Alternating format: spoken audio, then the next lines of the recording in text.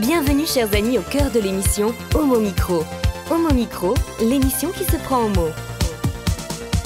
Au cœur de la culture LGBT, QI+, Brahim Naik Balk, entouré de ses chroniqueurs, inonde de couleurs les ondes depuis 2004. L'aventure continue avec cette nouvelle émission qui commence maintenant. Avec le cercle des chroniqueurs, ravis de vous savoir à l'écoute. Bonjour à toutes et à tous, où que vous soyez, on vous adore. Alors pour vous informer ce soir, 2 chroniqueurs, 2 invités. Le premier, le plus jeune parmi nous, Eric Garnier, pour nous parler livre tout à l'heure en fin d'émission. Bonsoir Eric. Oui, alors les vieux, on les relègue à la fin.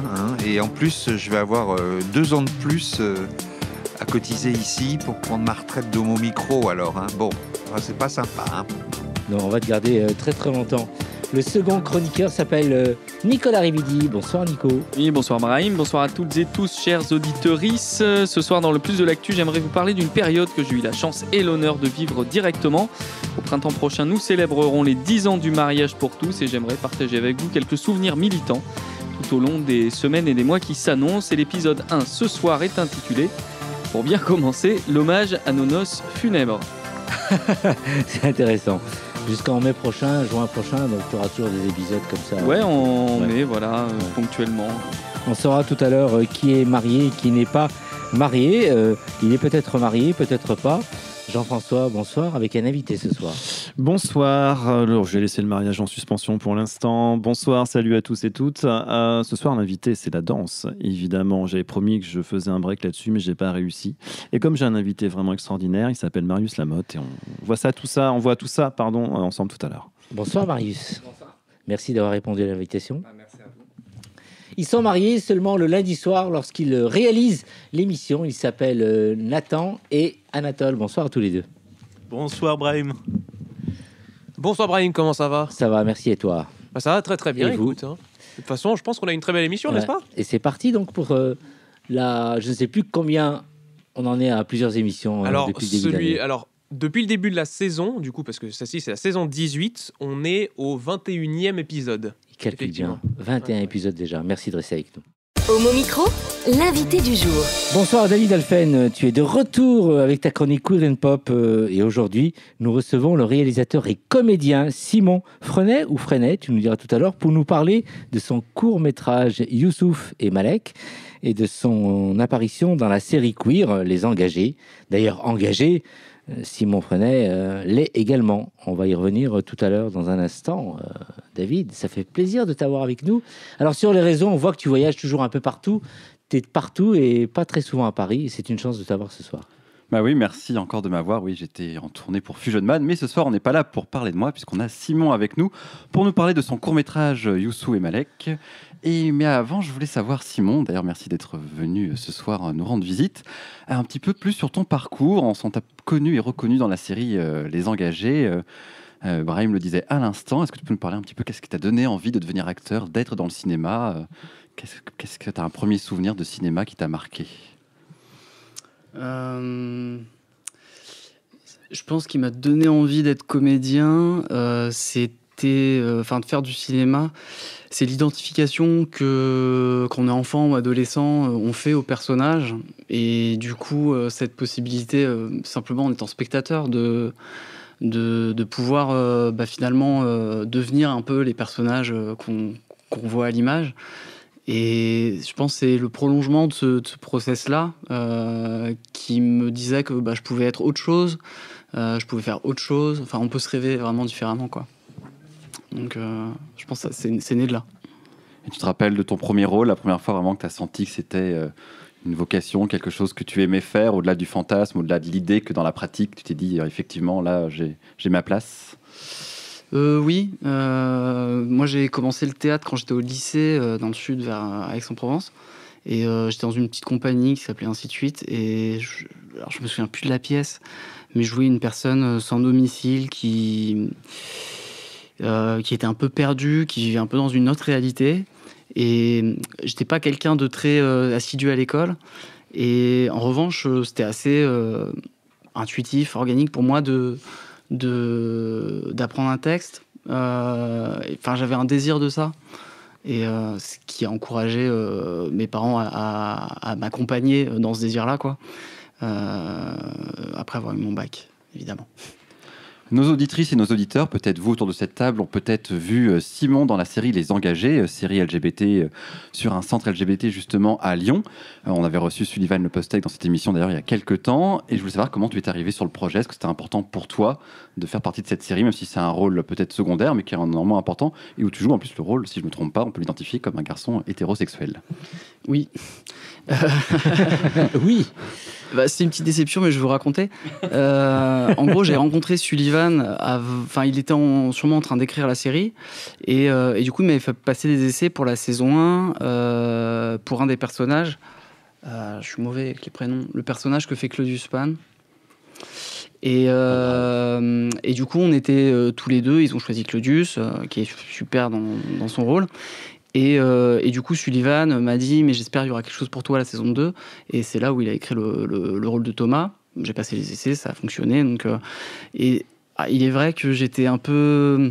Comment dire ? J'étais très heureux de faire partie de la série, pour ce qu'elle raconte, pour les représentations qu'elle propose. Mais du coup, c'est vrai que je jouais l'hétéro de la série. Et ce qui m'était souvent arrivé, en fait, dans les choses que j'avais pu faire avant. Et là, ça aurait été l'opportunité. J'ai joué des rôles gays ensuite. En soi, ça change pas grand-chose. Mais c'était... politiquement, pour moi, c'était important de pouvoir aussi représenter ce que je suis. Et du coup, jouer des rôles de garçons gays, quoi.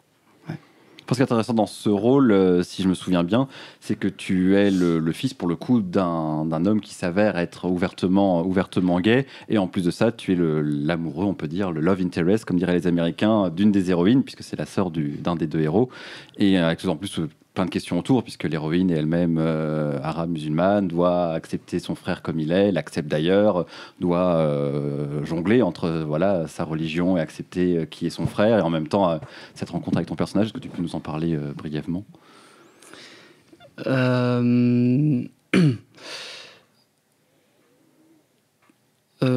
T'as ressenti une forme d'engagement, que c'était important malgré le fait que ce soit un personnage hétéro, c'était pas un personnage hétéro lambda, qu'il y avait quelque chose d'important dans ce rôle malgré tout Oui, ne serait-ce que de jouer avec Denis qui, dans son personnage et même sa personnalité, c'était un plaisir et il y avait un truc de figure autour de Denis, je trouve, au-delà de son personnage.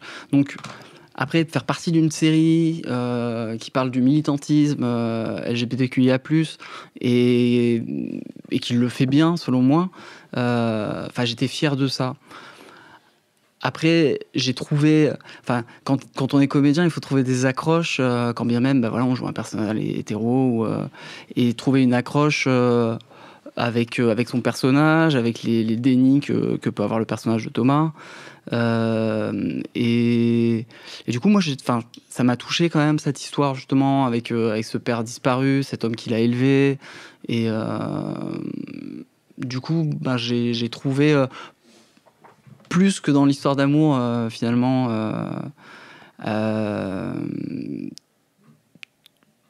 mais voilà. Et aujourd'hui, tu passes derrière la caméra avec Youssou et Malek, un court-métrage, une forme de comédie musicale. Tu vas nous en parler un peu plus. Tu avais déjà fait des réalisations avant, c'était la première fois vraiment que tu passais à la réalisation? C'était la seconde fois. J'avais co-réalisé un premier court-métrage qui s'appelait Scred, entre deux garçons qui se retrouvent sur un banc et qui, on avait voulu mettre en scène des garçons avec une masculinité, on va dire classique, normée, et qui s'étaient pas vus depuis longtemps, et qui, dans un jeu de séduction, c'est-à-dire un qui se la raconte, il a vu une meuf et tout, et l'autre lui dit « Ah ouais, tu fais comment avec les meufs et tout ?» Et du coup, ils finissent par rentrer dans un jeu comme s'il y en a un, il fait la meuf, et l'autre fait le mec, et à se pécho à la fin du... Et... Est-ce que c'était pas dans un DVD Chéri Chéri? Si, c'est extraordinaire ce truc. Merci. Bravo, si c'est toi, alors c'est génial. Avec David Chose, donc du coup on l'a réalisé tous les deux, et puis on était tous les deux de les comédiens du film. Bah, merci, ça fait plaisir. Un compliment d'Eric, ça a beaucoup de valeur, on le sait autour de ce micro, donc faut en profiter. Merci Eric. C'était excellent. Merci. Il est loin du micro, mais il faut le redire. Bah, si c'est comme ça le suivant. Et Alors donc, le suivant, il est très différent.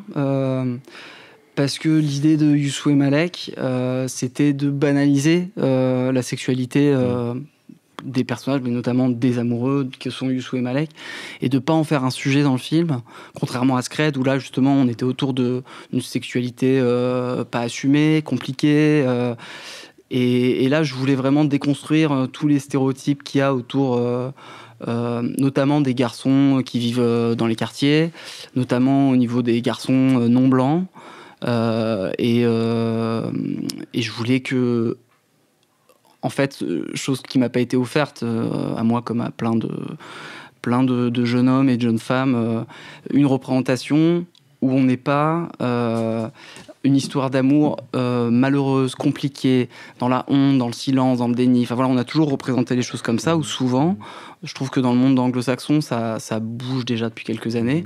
En France, ça prend plus de temps. Et moi, j'ai voulu faire un film, du coup, le film que j'aurais aimé voir quand j'étais ado, quand j'étais enfant, en fait. Et parce que je pense que il est aussi important de représenter des gens qui se battent pour des droits, comme le fait la série Les Engagés, que des gens qui se questionnent pas là-dessus. Parce que je pense que ça infuse différemment dans l'imaginaire. Et du coup, quand ça devient simple, je pense que ça devient un exemple, et ça devient aussi peut-être un but et une façon de pouvoir se rêver plus tard. Et moi, c'est ce qui me manquait, et c'est ce que j'ai voulu essayer de faire avec Youssou et Malek. Ouais, j'ai eu l'opportunité de voir le film au festival Ciné Banlieue il y a quelques mois, et ça m'a beaucoup touché, ça m'a beaucoup marqué. Effectivement, tu as utilisé le bon mot, banalisation, et ça que j'ai énormément apprécié, qui a été extrêmement important. C'est que par exemple un film qui est sorti récemment comme Close, qui va bientôt être présenté aux Oscars, que j'ai énormément aimé, qui parle de façon indirecte de questions de représentation masculine et de questions LGBT. Mais je me dis, effectivement, dans les questions de représentation LGBT, on retrouve souvent beaucoup de sujets très sombres, très tristes. Quand on se projette, on se dit ça va être très difficile, le suicide, l'homophobie, l'acceptation de soi, le coming out. Et dans ton film, il y avait une véritable note d'espoir, on se tourne vers quelque chose de très lumineux, même si le film finalement parle d'une rupture un peu forcée. C'est ce que j'appelle un instant de mélancolie tourné vers la vie. C'est-à-dire que c'est un instant un petit peu difficile, mais en fait qui présente de l'espoir pour tous les personnages. Pour tous les personnages, il y a quelque chose qui va être positif, qui va permettre de se construire, de se reconstruire, d'avancer. Et en plus en sortant de quelque chose de déjà positif. C'est vraiment un moment charnière qui m'a énormément parlé. Je l'ai trouvé effectivement que c'était rare en plus dans les représentations LGBT, dans la fiction LGBT, de voir ça. Et je suis ressorti du film en me sentant bien, en me sentant même mieux. Donc je vais te remercier pour ça. Et effectivement, dans ton écriture, est-ce qu'il y a des moments où tu t'es dit effectivement, ah là, je rentre un petit peu trop dans les codes habituels, là effectivement, il y a des choses que j'ai peut-être un peu trop moi-même absorbées. Et comment on prend la responsabilité de se dire je vais faire quelque chose justement de lumineux, d'autant plus que tu as choisi le format de la comédie musicale, puisque une grande partie du film, on peut dire les 2/3, est slamé. Comment on part là-dessus, comment on fait ce choix-là, et comment on se dit voilà, le slam va être là pour être au message de quelque chose de positif. Et alors moi au départ je pensais pas faire une comédie musicale. On m'a fait remarquer, je fais partie d'une résidence qui s'appelle l'Atelier, qui existe toujours aujourd'hui, et en gros qui accompagne des auteurs autodidactes, et c'est eux qui ont légitimé mon univers, qui m'ont dit après que je montrais beaucoup d'exemples musicaux, et je me rendais pas compte que j'adore la musique, notamment la musique de film qui me passionne depuis tout petit depuis que je suis enfant, et je pense que je me sentais pas capable de faire une chose pareille. Et ils m'ont dit, mais pourquoi tu ferais pas une comédie musicale? Et à partir de là, je me suis dit, une comédie musicale, moi je l'avais écrit pour qu'elle se déroule à Saint-Denis, qu'on la tourne à Saint-Denis. Et je voulais un langage qui soit pas un... C'est-à-dire, j'aime beaucoup Jacques Demy, mais je me voyais pas faire un Jacques Demy à Saint-Denis.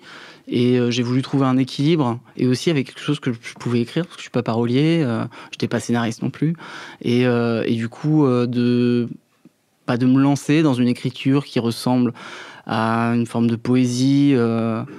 Et ensuite, essayer de la mettre en musique. Et je pense que on n'a pas fait ça dans l'ordre avec Nicky DeMiller qui a fait la composition musicale et puis Kondo qui s'est occupé de rythmer mes mots sur la musique de Nicky.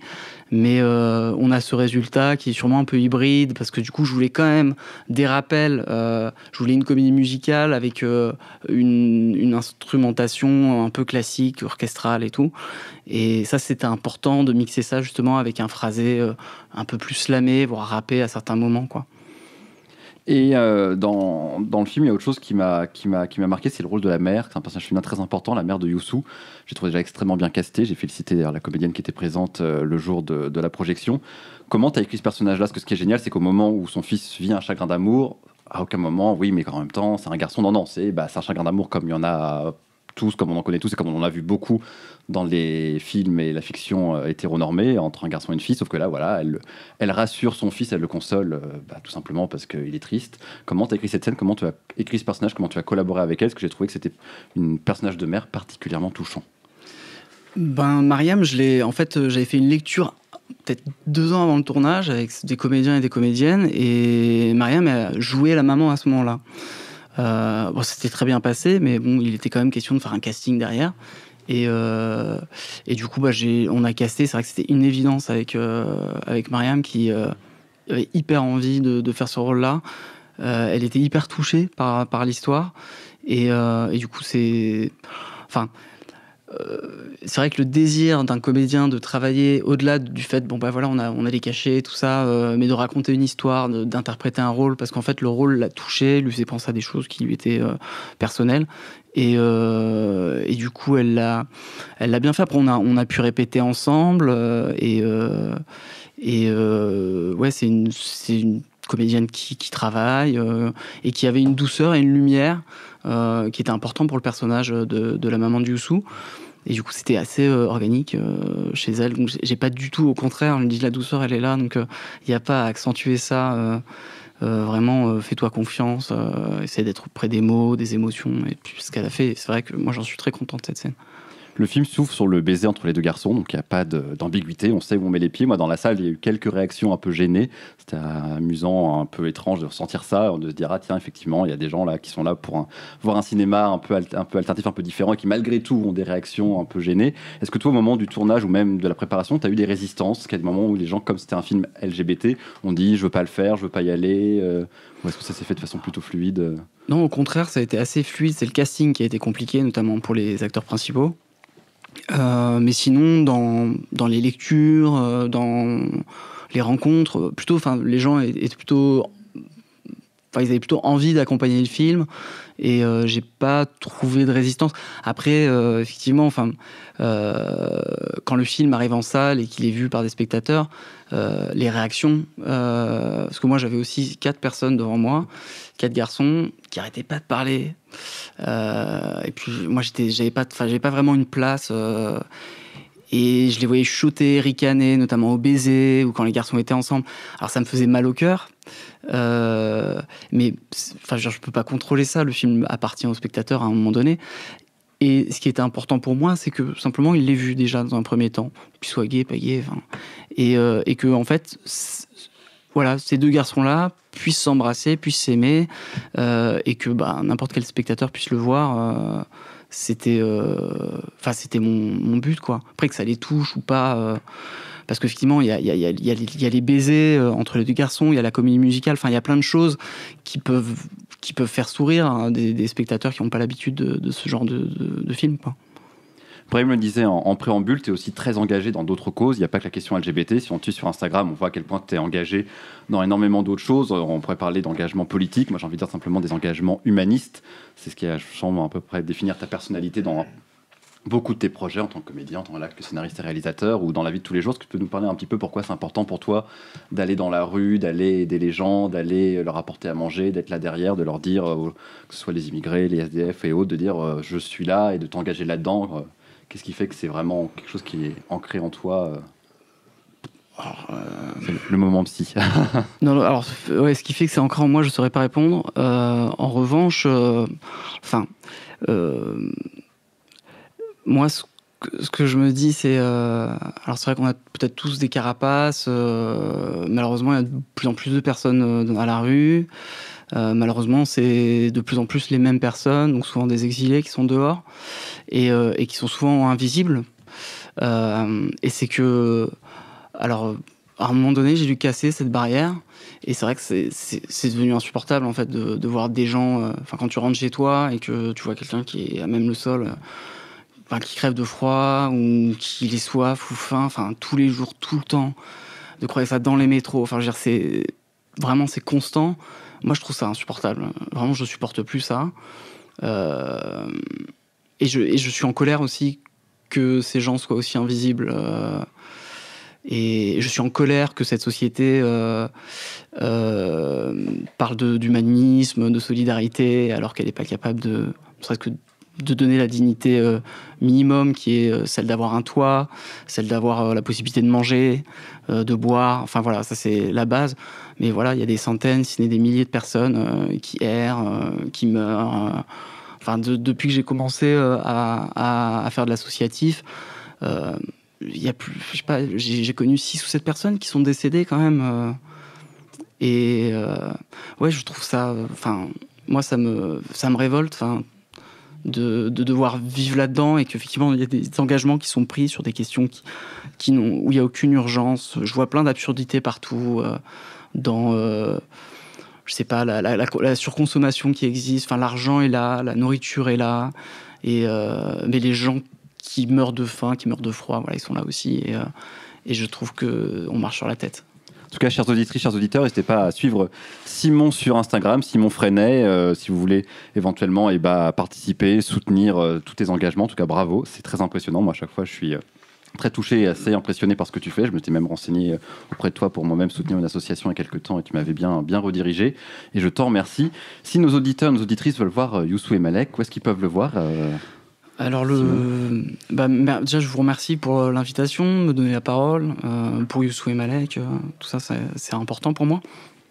Et alors, on a une projection à Main d'œuvre, qui est un lieu alternatif, mais aussi où il y a une salle, où on peut projeter des films, et il va être projeté le 22 février à 19h. C'est organisé par Cinéma 93. Alors, il faut simplement s'inscrire sur un lien. Il y a 2 films, mais 2 films queer. Un film qui s'appelle Eurydice, Eurydice, que je n'ai pas vu, qui paraît-il est très beau, sur une histoire d'amour entre 2 femmes, et Youssou et Malek, voilà. Et d'autres projets de réalisation après Youssou et Malek, d'autres choses à venir ? Oui. Un court-métrage qui parle de l'exil, un autre qui parle d'un trio amoureux sur l'île du Levant, qui est une petite île du sud de la France.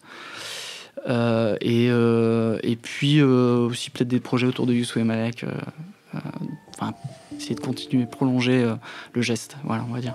Super, très envie de découvrir ça. Merci beaucoup, Simon. Merci beaucoup. Merci Simon Freinet, merci David Alphen.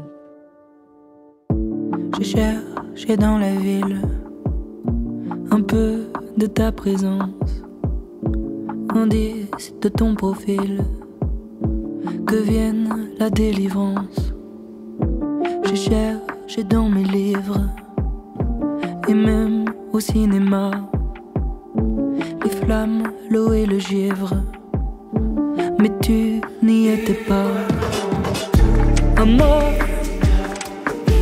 j'ai prié le ciel, j'ai croisé les anges, tu m'ensorcelles. Un mot,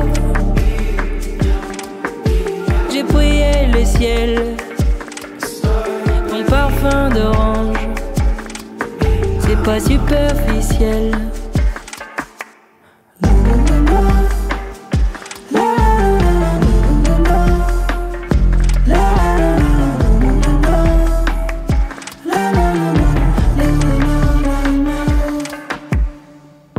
J'ai cherché dans la nuit et au fond de mes draps un peu de toi ici, un peu de toi là-bas. J'ai cherché dans le jour une trace de tes bras, un peu de ton velours, mais tu n'y étais pas. Amor, j'ai prié le ciel, j'ai croisé les anges, tu m'ensorcelles. Amor, j'ai prié le ciel, ton parfum d'orange, c'est pas superficiel.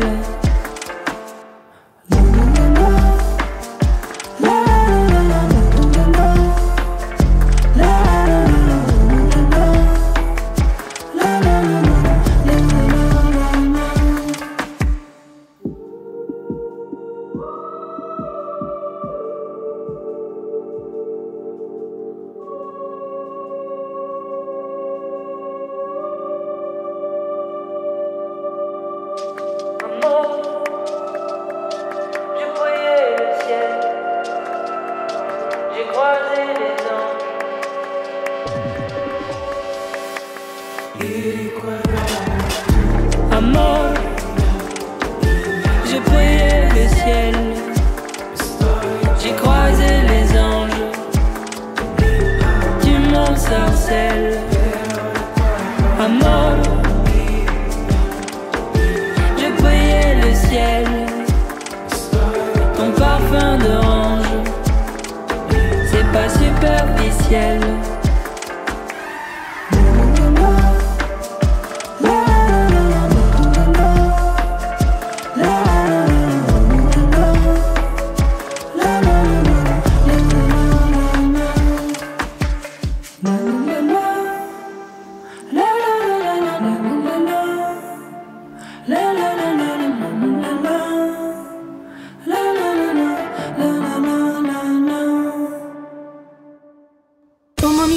Le cercle des chroniqueurs. Et on enchaîne tout de suite avec Nicolas Rividi, le plus de l'actu. Alors Nicolas, ce soir, tu nous replonges en 2013, en plein débat mariage pour tous. Oui, Brahim, le 27 janvier 2013, s'était annoncé pluvieux et puis avant le départ, il avait bien fallu se rendre à l'évidence que d'une façon ou d'une autre, le ciel était de notre côté. La manifestation n'eut pas seulement lieu au sec, mais sous un soleil éclatant. Il fallait bien ça pour laver l'affront lié à la mobilisation des homophobes survenue le 13 janvier de la même année. Alors, ce n'était pas le premier épisode de ce bras de fer en différé. Nous avions déjà organisé une manifestation le 16 décembre qui avait elle-même suivi la première manifestation des anti-mariages le 17 novembre, qui elle-même avait suivi notre première mobilisation 10 jours avant, le 7 novembre, le jour où la loi ouvrant le mariage et l'adoption aux couples de partenaires de même sexe, dite loi mariage pour tous, avait été présentée au Conseil des ministres. Et donc on avait organisé ce jour-là ce qu'on pensait être une petite manifestation place Édouard Herriot derrière l'Assemblée nationale et alors qu'on attendait environ 200 personnes, ce sont 3000 personnes qui sont venues en cette fin de journée et donc ça fixait bien le décor. Alors ce fut aussi, pour l'anecdote, ma première télé interviewée avec mon copain Antoine, dont je vous ai d'ailleurs déjà parlé sur cette antenne. Alors le témoignage que je vais livrer dans les semaines qui viennent n'a pas forcément vocation à être exhaustif. Après tout, c'est qu'un coup d'œil sur un point de vue de ce combat-là. D'autres pourraient raconter plein d'autres anecdotes. Faut pas que ce soit aussi un radotage d'anciens combattants. Mais surtout montrer quand même que derrière cette bataille difficile, il y avait surtout des gens assez ordinaires qui ont mené un combat pour la liberté, l'égalité, la fraternité. En somme, nous avons porté une révolution et cela s'est pas fait avec grand monde. Alors les épisodes essaieront le plus possible de se caler dans l'ordre temporel, c'est-à-dire qu'on parlera en janvier de ce qui s'est passé en janvier, en février de ce qui s'est passé en février, etc. Et dans ce premier épisode, la première question de toutes, à mon avis, c'est comment est-ce que le mariage s'est retrouvé être le fer de lance des revendications LGBTQI+. Alors, si je pose cette question-là, c'est pas par hasard, c'est parce qu'en fait, quand on regarde l'histoire du mouvement revendicatif LGBTQI+, à travers le temps, et notamment à partir du début des années 60, où il commence réellement à se formaliser, le mariage n'est pas fondamentalement une question qui est au cœur des revendications. On est déjà sur une logique de reconnaître l'existence, Alors ça arrive en France notamment avec la loi portée par Robert Badinter en 1981 avec la dépénalisation, alors pas à proprement parler de l'homosexualité, mais la dépénalisation des relations sexuelles entre 15 ans et 21 ans, puisque l'âge de la majorité sexuelle était différente pour les relations homosexuelles des relations hétérosexuelles. Et donc c'est plutôt dans ce combat-là que le mouvement LGBT français se structure, en tout cas dans les années 60-70, et donc à faire disparaître des décrets. Alors là, en l'occurrence, c'était un décret qui avait été pris par Pétain pendant le gouvernement de Vichy. On avait reçu d'ailleurs Denis Quinqueton il y a quelques semaines pour parler de son livre « L'incroyable histoire du Pax ». Pour parler de son livre dédié justement à cet épisode du régime de Vichy. Et donc, on est là à l'arrivée des années 80 dans une situation où la principale revendication de l'époque est honorée. L'homosexualité n'est plus pénalisée. Ça veut dire accessoirement qu'il y a une libéralisation qui se produit dans les lieux de drague, dans les cafés, la possibilité de manifester qui s'amplifie, etc. Et coïncide à cette époque autre chose que personne n'avait vu venir. Évidemment, c'est l'épidémie de VIH-Sida qui se déclenche quasi au même moment. Et dans un monde LGBT qui est dans un monde gay essentiellement, puisque alors les lesbiennes étaient assez mobilisées, mais on entendait davantage parler des mobilisations gays. Et bien dans ce monde gay qui commence à respirer un petit peu parce qu'il y a une chape de plomb qui vient de lui être enlevée, eh bien une autre se présente et celle-ci, j'allais dire, est même encore plus dramatique que la première parce que c'est une hécatombe de grande ampleur qui frappe la communauté gay. À cette époque-là, évidemment, pas de traitement, pas de médicaments, une prise en charge à retard des patients, c'est-à-dire qu'on laisse crever les gens, on va être clair. Et donc, dans ce contexte-là, émerge une nouvelle revendication pour les militants LGBT, et notamment les militants gays, c'est la revendication du mariage. Alors pourquoi cette revendication du mariage ?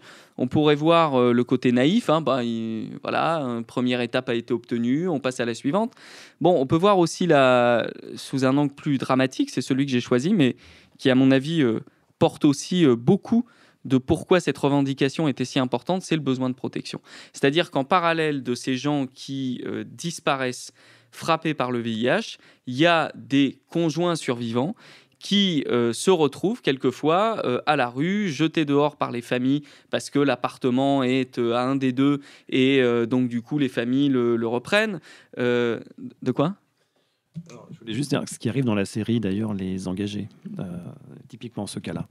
Oui, alors après, c'est des cas assez classiques, mais qui se sont produits. On peut aussi citer la question des enterrements qui étaient interdits à des conjoints survivants, etc. Enfin, voilà, c'est une hécatombe non seulement physique, c'est une hécatombe psychologique aussi pour tous les gens qui sont autour.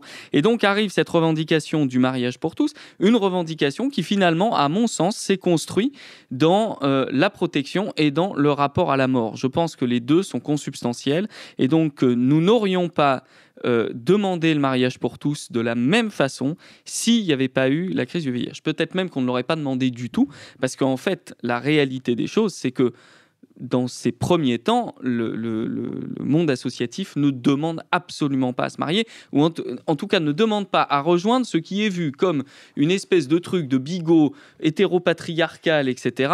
Donc à fuir de toute urgence, parce que évidemment, on ne va pas aller se ranger du côté de l'oppresseur. Et donc, je trouve que c'est très intéressant parce que cette consubstantialité entre la mort et le mariage pour tous, à mon avis, a aussi signé la façon dont nous avons organisé la revendication. Et donc, dans les éléments de langage que nous avons pu donner, nous, associatifs, pendant cette période-là, la question de la protection, que ce soit de l'autre, des enfants, des machins, comme si on allait crever le lendemain, était omniprésente. Et donc, je pense que c'est assez intéressant parce que, de fait, ça modifie aussi la façon dont nous appréhendons encore le mariage aujourd'hui. Et j'en veux pour preuve une petite anecdote. Je discutais avec un très proche ami à moi, pas plus tard que ce week-end, et son compagnon, qui est plus jeune que lui, lui demandait, sans le dire, si des options de mariage étaient envisageables. Et l'argument, alors que ce jeune garçon doit avoir quelque chose comme 25 ans, donc très étranger à tout ce qui a pu se passer ces dernières années, eh bien l'argument, c'était la protection. Et donc ça, je pense que ça positionne aussi nos revendications dans quelque chose qui est assez particulier. Alors, j'aurai l'occasion d'y revenir dans les épisodes suivants parce que, bien évidemment, il y a d'autres choses qui sont venues émailler ce discours-là. Mais il me semblait important aussi de marquer ce point de départ parce que c'était pas forcément évident de se dire qu'en 2013, on allait militer pour le mariage pour tous. Autour de ça, est-ce que vous êtes d'accord un peu avec cet argument qui vient d'être développé par Nicolas Révidi, notre invité Simon Frenet, avant de donner la parole aussi à Marius Lamotte? Si vous voulez être réinvité, il serait de bon ton d'accord avec moi. Comment dire, que pour être protégé. Oui. Ben oui, je suis d'accord avec eux. Enfin, je peux être d'accord aussi avec les gens qui s'affranchissent de ces normes-là, des normes du mariage. Mais c'est vrai qu'on est davantage protégé, enfin en tout cas au niveau des biens.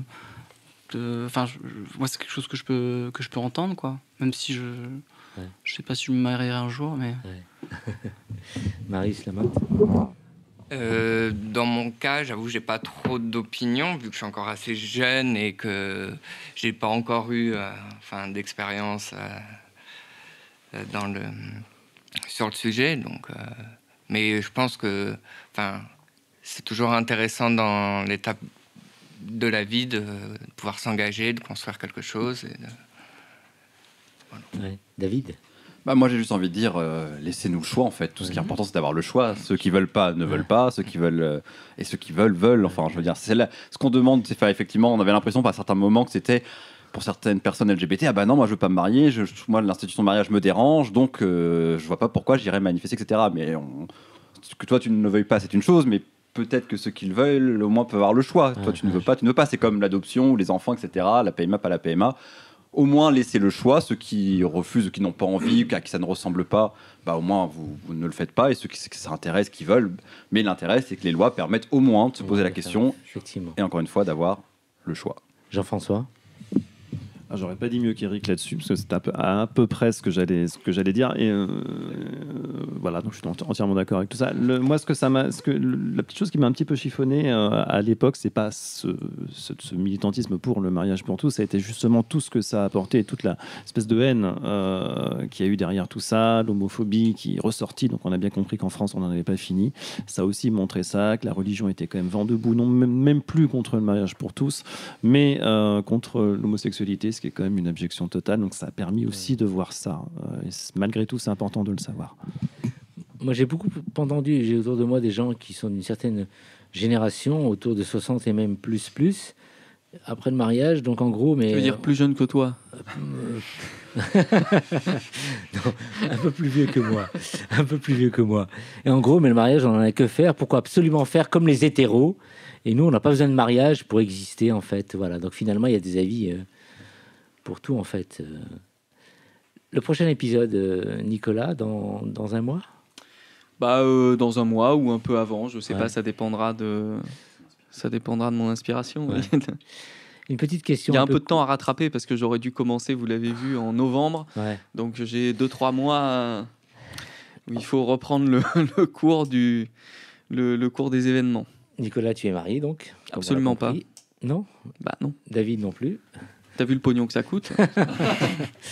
Non, mais un jour, ce serait un jour, Jean-François? Un jour peut-être, je sais pas, faut voir. Ouais. J'ose pas le demander à mes invités, mais pourquoi pas? Le plus jeune d'ailleurs. Non, c'est un nom catégorique. Non, surtout pas. Simon? Je sais pas. Enfin, genre, ça dépend avec qui. Mais dans l'absolu, je suis pas contre le mariage, quoi. Mais faut se projeter à deux, quoi. Ouais. Effectivement. Merci, Nicolas. Ça arrive au Japon. Hein. Il y a des possibilités de se marier seul. Ouais. On t'a pas dit, Simon, mais en fait, on t'a invité pour que Brahim cherche quelqu'un. En fait, à la fin de l'émission, un des deux invités est obligé. Mais comme il y a eu un nom catégorique, malheureusement, ça tombe sur toi. Donc voilà. Ne vous inquiétez pas. Tu seras J'allais poser Simon Naidbalk. Une dernière question. Quel est le pays qui vient d'adopter le mariage? Un peu le dernier pays, le tout dernier en fait. Eric, toi qui sais un peu. Eric. Enfin, Non, Nicolas, c'est pardon, je te confonds avec Eric. Oui, tout le monde s'appelle Eric. Nicolas. Écoute, je sais pas, il y en a un très récemment en Amérique du Sud, il me semble, qui a... Cuba, non il n'y a pas très longtemps. Cuba, non. Cuba, ouais. C'est Cuba, ouais. Non, mais il y en a eu un il y a une semaine ou deux. Ouais. Le tu sais Guatemala pas ou je sais plus quoi. Il me semble que c'est effectivement l'Amérique du Sud. Oui.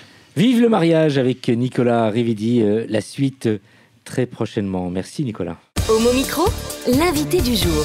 Et nous enchaînons avec notre deuxième invité, Marius Lamotte, danseur avec Jean-François Kervizy. Et oui, nous avons le grand privilège aujourd'hui, ce soir, pour Homo Micro, de recevoir Marius Lamotte, qui est un excellent danseur, qui a un parcours assez formidable et en même temps atypique. C'est ça aussi qui fait sa singularité. Donc rebonjour Marius, rebonsoir. Alors moi je connais un peu ton parcours, parce que je dois à la vérité nous dire qu'on se connaît quand même pas mal. Et je voulais que tu nous résumes un petit peu la façon dont tu as fonctionné, ce que tu as fait au tout début pour devenir le danseur que tu es.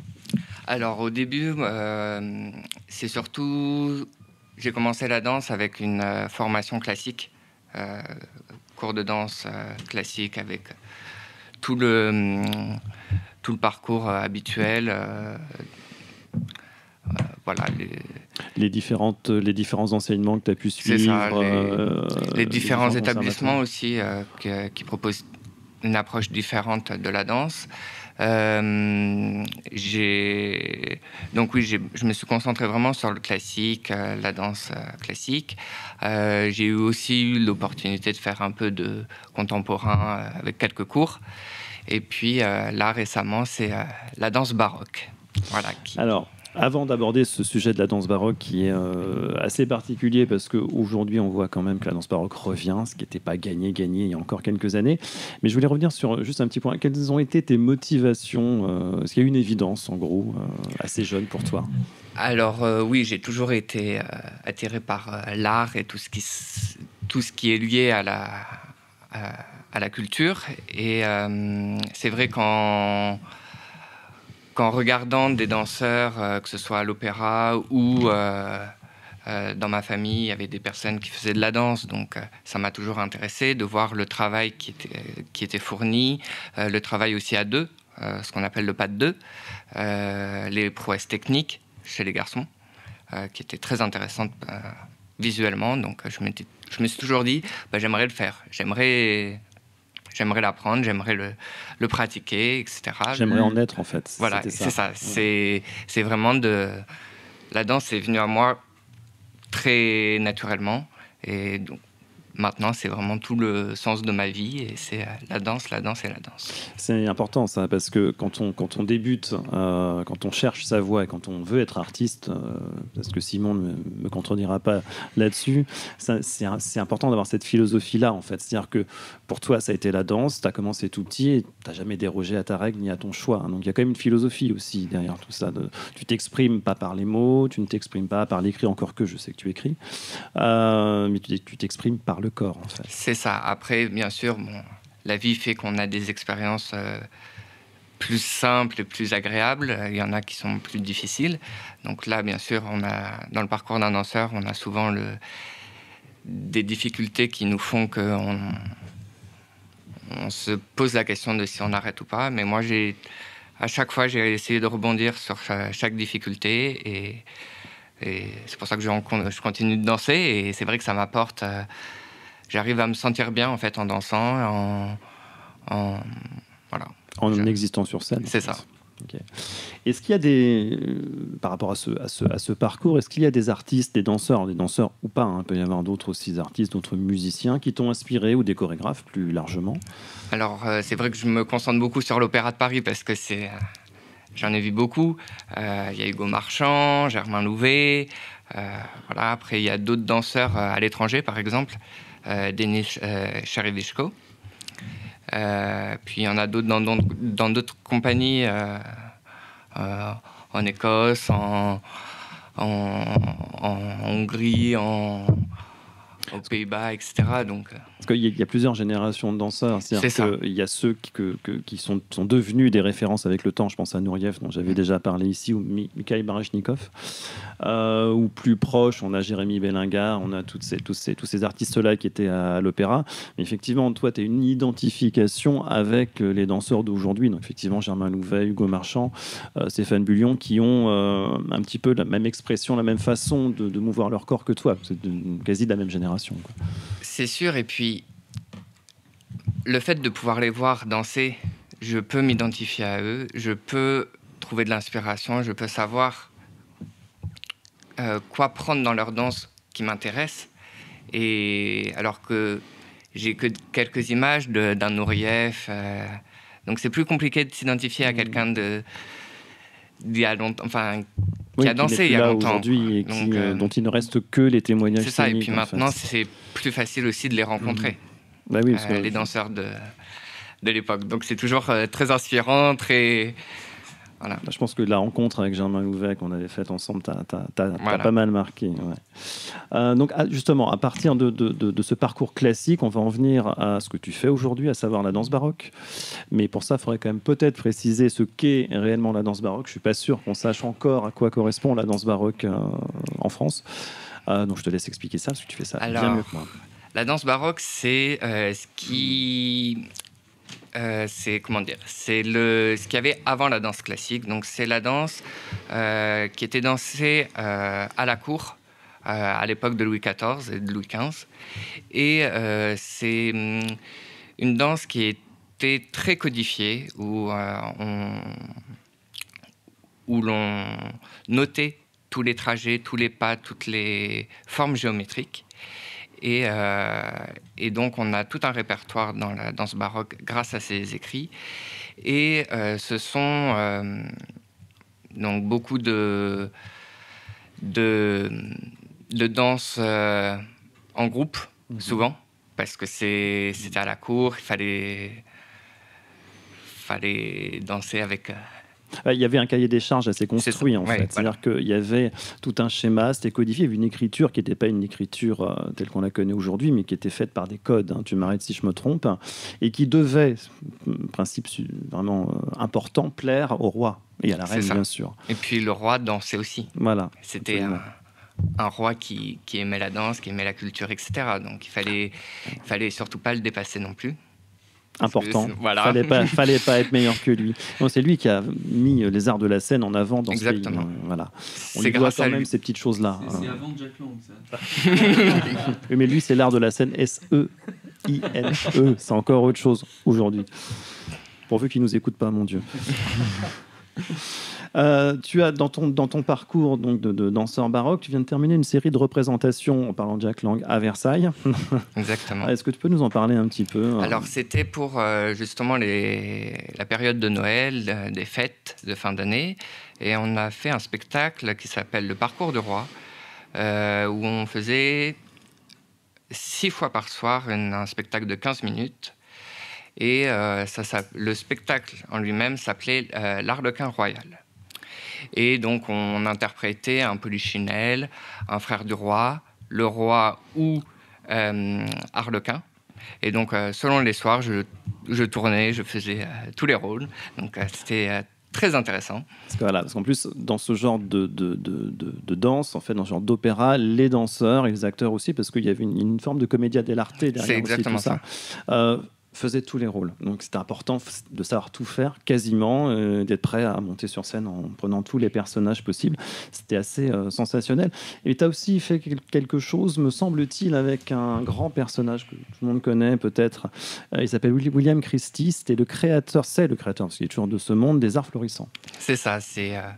En mars 2022, j'ai été appelé par un chorégraphe baroque pour participer au spectacle Molière et sa musique pour les 400 ans de la naissance de Molière. Et donc, on a fait une tournée en France et à l'étranger pour célébrer Molière. Et donc, on a fait... l'Opéra Royal de Versailles, la Philharmonie du Luxembourg, le festival attiré chez William Christie. On a fait aussi la Philharmonie donc, du Luxembourg, le Mégaron, une grande salle à Athènes, et on a fini ce spectacle à la Philharmonie de Paris.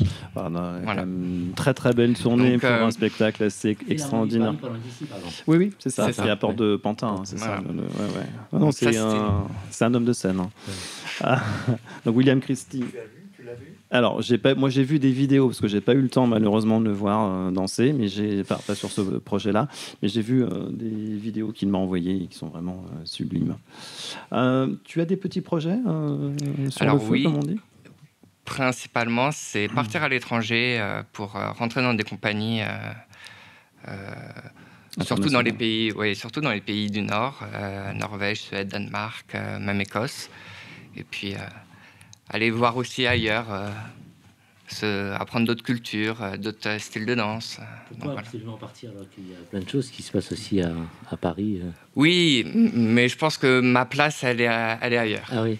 Voilà. Je pense qu'en France, j'ai un peu fait le tour. Déjà. Oui, je suis jeune, mais bon.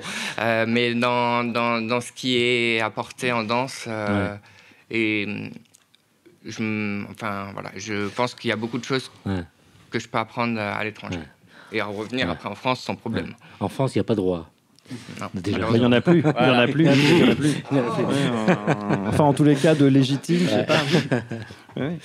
Et pour terminer, je voulais parler de deux choses. La toute première, c'est, alors je vais dire comme tout danseur, mais bon, c'est peut-être un petit peu galvaudé. Tu prêtes ton corps en faisant du mannequinat. Quand je dis prête ton corps, j'entends parler on est bien d'accord. Il le vend. Il le vend, mais oui, mais c'est ça. Non, parce que prêter, je trouve ça joli comme mot. Donc je pense que c'est quelque chose d'intéressant, mais ça rejoint quelque chose d'important pour un artiste de scène, c'est la narcissisation. Alors c'est pas quand je dis narcissisation, on n'est pas dans l'autocentrage du tout, c'est encore autre chose. En psychologie, c'est un phénomène qui est très utile pour les artistes quand il y a une espèce d'incertitude ou un doute quand on se présente sur scène.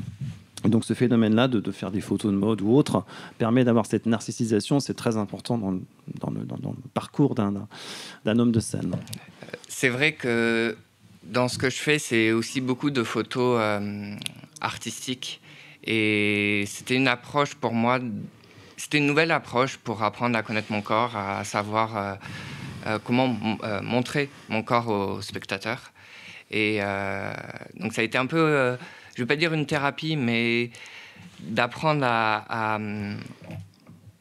donner à celui qui voit ce dont j'ai envie et ne pas passer vraiment que par le mouvement. Je voulais apprendre à toucher un peu à toutes les palettes et voilà. David, tu voulais intervenir ? Juste une dernière question, de façon peut-être très caricaturale, un peu cliché, mais on dit que le milieu de la danse est un milieu plutôt LGBT-friendly. Est-ce que c'est vrai ? Est-ce que tu as eu du mal à circuler dedans ? Ou est-ce qu'au contraire, tu t'y sentis vite à l'aise ? Alors, c'est vrai que il y a beaucoup de... Enfin, dans le monde de la danse, il y a beaucoup de gays, etc. Mais moi, j'aime beaucoup essayer de casser tous les clichés qui sont associés au monde de la danse. On en a tellement. Surtout quand on commence petit, on est confronté à ça. Et ce que j'essaye, c'est de casser tous ces clichés. Et donc, moi, j'essaye de dire, il y a des gays, il y a des hétéros, il y a de tout. Et si tout le monde peut se faire plaisir à danser, etc., voilà. Donc, si je comprends bien, tu es le seul hétéro dans le milieu de la danse. Non. Oui, dernière. Oui, j'avais juste une toute petite chose à dire sur le don du sang, parce que Marius milite pour que le milieu LGBT puisse donner son sang. Voilà, je ne sais pas si on a le temps d'en parler un peu plus longtemps, mais ça va faire juste mal. Mais je voulais juste en parler pour lui, et puis peut-être qu'on reviendra là-dessus. Merci d'avoir répondu à l'invitation. Merci à vous. Donc on parlait de corps tout à l'heure, tout ça. Tu as fait exprès de venir en bleu de travail, comme ça tu es sûr que personne ne te regardera. Non, j'ai pas fait que ça. Merci d'avoir répondu. Toujours ce petit supplément d'âme à l'émission. Merci d'avoir répondu à l'invitation, Marius. Et tu restes avec nous pour la suite de l'émission. Avec plaisir. Merci aussi à Jean-François. Merci. Qu'est-ce que tu nous proposes comme morceau? Alors, je vais vous proposer une excellente saxophoniste américaine qui s'appelle Lakecia Benjamin. Elle est très jeune. Elle fait un jazz, soul, hip-hop très intéressant. Le morceau que l'on va passer, que Nathan va vous passer, s'appelle American Skin et elle sera, c'est important de le préciser, le 29 et 30 mars au Duc des Lombards. C'est parti. On écoute. Revolutionary hope resides precisely among those women who have been abandoned by history. This is not the way things are supposed to be. This might be the way they are now, but they are not supposed to be this way. I truly believe, and men should applaud this, that this is the era of women.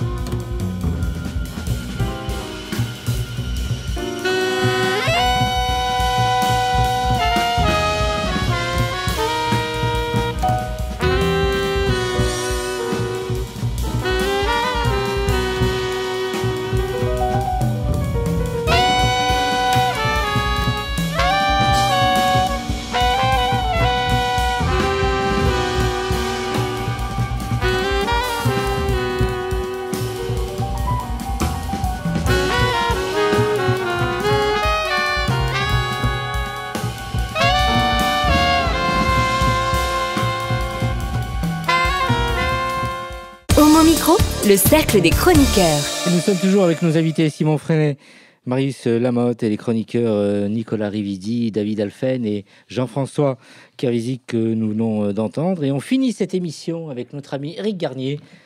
Et oui, un livre lire. après tous ces arts, la lecture, un livre, un récit de vie d'un ami. Alors, faut dire les choses franchement, mais j'ai pas aimé tous les livres de cet ami, donc s'il l'entendra, voilà. Mais globalement, oui, il s'appelle Jean-Louis Lorenzo. Et c'est un monsieur un peu plus âgé que moi maintenant, et il a écrit une somme, un peu, qui est une sorte d'autobiographie, Le garçon des deux rives. Alors, Jean-Louis Lorenzo a été longtemps une célébrité de la radio partout où il passait, que ce soit à Mayotte, c'est comme ça que je l'ai connu, en Guyane, dans le Nord, à Lille ou à Nancy. Il faisait à la fois le journal télévisé et à Djibouti. Il faisait le journal télévisé et ensuite il a terminé sa carrière comme rédacteur en chef de Radio France à Bordeaux. Voilà, donc c'est quelqu'un qui sait parler, qui sait écrire et qui raconte son parcours. Ça commence par un petit garçon, pied noir, qui vit en Algérie et qui est né. Sa famille y était depuis plusieurs générations. Et ses souvenirs de pied noir, qui un jour a dû rentrer, sont très émouvants parce qu'il parle de ses voisins arabes avec beaucoup de délicatesse. Il fait partie, et sa famille aussi, de gens qui ne sont pas, contrairement à beaucoup de blancs là-bas qui ont fait beaucoup de mal, il y avait quand même des pieds noirs qui étaient des gens respectueux et qui étaient des gens aussi de niveau de vie modeste. Hein, c'était pas que, voilà. Et il déroule sa carrière, comment il commence à faire de la radio, les différentes... Voilà, c'est plein d'anecdotes, parce qu'il rencontre des célébrités. Par exemple, à Djibouti, un ministre du général de Gaulle qui est en visite lui demande, après les interviews, de lui trouver des jeunes hommes. Voilà. Bon, donc, il ne dit pas le nom du ministre, mais bon, moi, je sais qui c'est. Bref, je ne vais pas cafeter, il est mort. Mais donc, il va en Guyane, il va à Mayotte.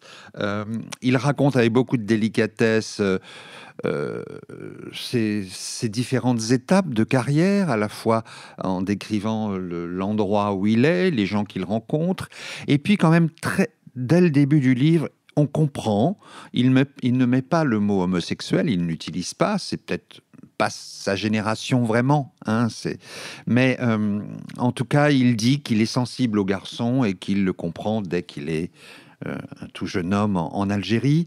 Et ensuite, on va rencontrer des gens qu'il a aimés, mais ça n'est jamais dit comme ça. Il ne dit jamais mon amant ou voilà. On comprend dès le départ qu'il aime les hommes, et à nous de comprendre avec qui il a une relation, voilà, plus ou moins sexuelle ou amoureuse. Donc on voit une vie défiler. Il termine un peu son livre de souvenirs par ses voyages en Thaïlande. Il a découvert très tard le Vietnam et la Thaïlande. Il a beaucoup aimé ces pays-là.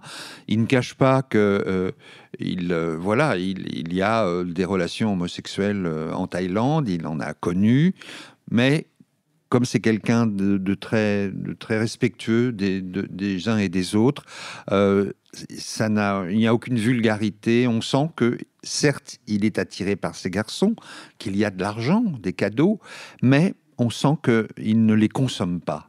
Et ça, c'est très plaisant à lire, si on peut dire. Voilà, donc ça se lit très vite. Très vite. Oui, ça se dévore, même s'il y a quand même 400 pages. Le style, est fluide. Il sait très, très bien composer tout ça. C'est donc très vivant. C'est émouvant. On rit parfois. Nicolas, tu vas t'endormir, là. Est-ce que c'est ma voix de... Non. Je sens que là, voilà, peut-être tu rêves à tous ces voyages qui sont présentés dans ce livre. Voilà, la voix virile. Voilà. Donc, voilà, c'est très émouvant, le parcours de quelqu'un qui a d'ailleurs gommé beaucoup de choses, hein, car dans une vie un peu de vedette de ce qu'on appelait autrefois l'ORTF et puis de Radio France, même s'il c'est pas de la housse ni El Kabash, hein, bien sûr. Voilà, donc ça fait des années que je lui disais il faut écrire ça, et donc c'est très compliqué de faire face à sa vie, de sélectionner, voilà, de passer ça sous silence. Et voilà, heureusement, la fin du livre ne signifie pas la fin de sa vie, puisqu'il est toujours ici, mais c'est vraiment ce qu'on appellerait un beau livre de souvenirs, où on ne s'ennuie jamais, où on voyage, on sourit, on est ému, et c'est aux éditions À Compte d'eau. Voilà. Donc Jean-Louis Lorenzo, Le garçon des deux rives. La couverture est très jolie. C'est un beau... Voilà, quand il était ce petit garçon qui deviendra un homosexuel. Il sera l'aîné de 4 sœurs. Il y a des choses très jolies aussi autour de sa relation avec ses sœurs. Cette famille qui est quand même assez pauvre là-bas, les difficultés qu'ils ont rencontrées. Donc voilà, c'est une lecture passionnante, enrichissante, c'est très bien fait. Et voilà, je ne crois pas qu'il y aura de tome 2. Merci Eric pour cet ouvrage. Il vit à Paris ? Bordeaux. Tu n'as pas écouté. Si, mais il aurait pu déménager entre-temps. Même moi, j'ai écouté. Oui. Tu avais dit qu'il habitait à Bordeaux. Oui, il aurait pu. Non, mais il a terminé sa carrière à Radio France là-bas, donc... Puis c'est beau le Bordelais. Je comprends. Et puis il a un fils adoptif. Ah oui, j'ai oublié le plus important. Il a adopté, alors qu'il est homosexuel, il a adopté il a un fils et il est grand-père. c'était inimaginable pour les gens de cet âge-là. Enfin, bon, voilà. Donc voilà, une vie en plus d'homosexuel, mais qui a dévié, si je puis dire, vers tout à fait autre chose. Et c'est vrai que c'est un homme très heureux, mais il n'avait pas prévu tout ça.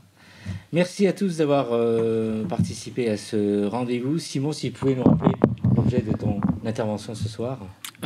C'était pour notamment présenter Youssou et Malek, mon court-métrage voilà, autour d'une histoire d'amour entre deux garçons. Tu peux redonner les dates et le lieu où on peut, parce que c'est ça que je voulais demander. Le 22 février à Main-d'œuvre à 19h. Main-d'œuvre qui est à Saint-Ouen. Marius. Merci beaucoup. Et pour moi, c'était plus le parcours en danse classique et en danse baroque. On a compris que tu allais... Plus sur Instagram, sur mon compte Instagram. On va pour l'instant. Ouais. On va expliquer ce que c'est qu'Instagram à Eric. Merci. Moi-même, je ne maîtrise pas. Merci d'avoir répondu à l'invitation. Merci Nicolas. Merci. Merci David. Merci Jean-François. Et merci aux réalisateurs Nathan et Anatole. Prenez soin de vous et à très très vite. Le podcast, c'est pour mercredi. On vous embrasse. Ciao, ciao. Hey! Oh non! Cette émission est maintenant terminée. Mais un conseil, retrouvez l'ensemble des podcasts d'Homo Micro, l'émission qui se prend au mot, sur toutes les bonnes plateformes de streaming.